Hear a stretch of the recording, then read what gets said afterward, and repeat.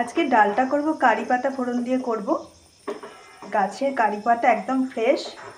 আর এদিকে কড়াতে সামান্য তেল দিয়ে নিয়েছি, সরষে তেলে ডালটা সাঁতলাবো। আর এখানে আমার ডালটা সেদ্ধ করা আছে। গাছের ফ্রেশ কারি পাতাগুলো ছাড়িয়ে নিয়েছি, এগুলো এবার তেলে ছেড়ে দেবো। তারপর ডালটা দিয়ে দেবো। চলো করতে থাকি। কারি পাতা ফোড়ন দেওয়ার পর ডাল সেদ্ধটা দিয়ে দিলাম। তারপর পরিমাণ মতো নুন, হলুদ, আর তারপরে আমি জলটা দিয়ে দিলাম। ব্যাস, এবার ডালটা ফুটতে থাকবে। এদিকে ডালটা ভালো করে ফুটতে শুরু করে দিয়েছে। ডালটা একটু ফুটে গেলেই বন্ধ করে দেবো। আমার ডাল রেডি হয়ে যাবে। খুব ভালো খেতে লাগে কারি পাতা ফোড়ন দিয়ে। যে কোনো ডালই আমার খুব ভালো লাগে।